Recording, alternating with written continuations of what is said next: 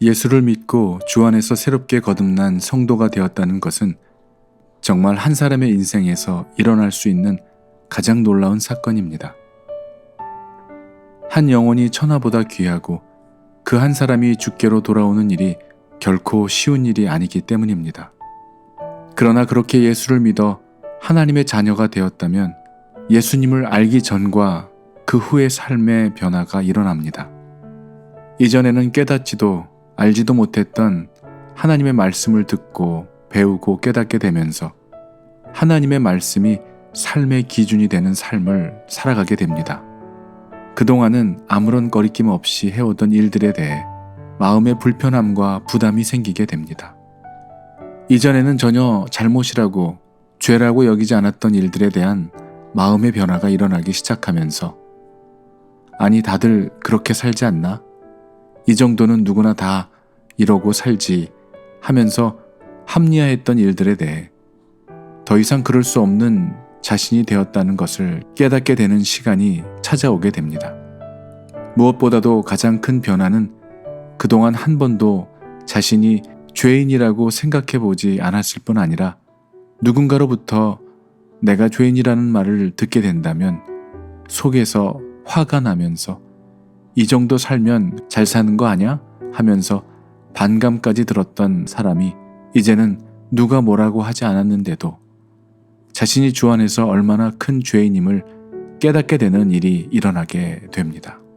세상에서 살아갈 때는 세상의 방식대로 살아가는 것이 당연한 것으로 여기며 살게 되지만 하나님의 자녀로 살아갈 때는 하나님의 생명의 성령의 법에 다스림 안에서 살아가게 되면서 하나님의 주권과 하나님의 통치 안에 살아가는 하나님의 백성으로 살아가게 됩니다.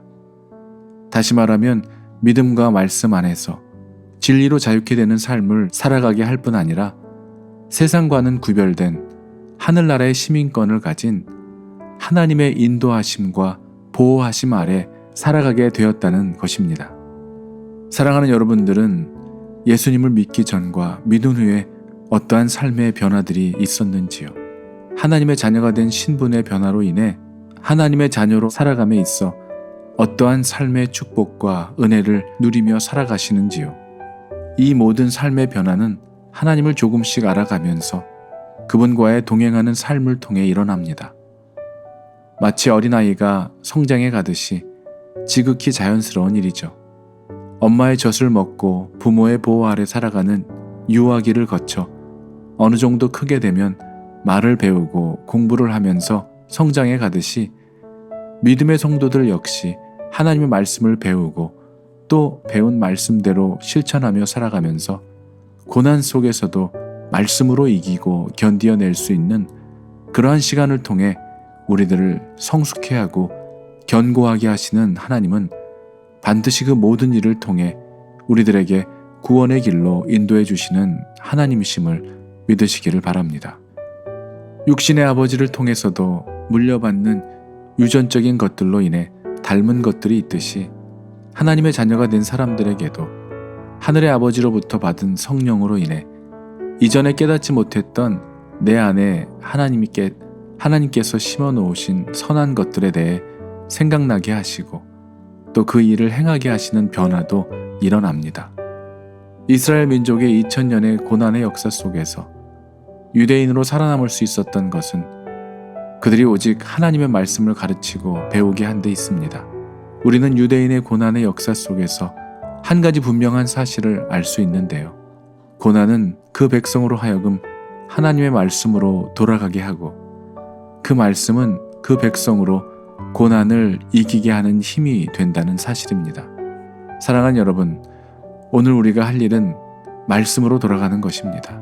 디모데후서 3장 13절의 말씀처럼 악한 사람들과 속이는 자들은 더욱 악하여져서 속이기도 하고 속기도 하나니 그러나 너는 배우고 확신한 일에 거하라. 아멘. 그렇습니다.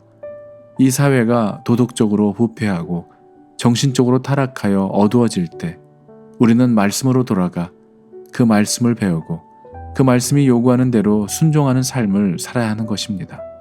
하나님을 믿는 우리들은 이럴 때일수록 더욱 열심을 내어 말씀을 붙들고 말씀을 통해 하나님을 더 알아가도록 배우고 공부하지 않으면 안 될 것입니다.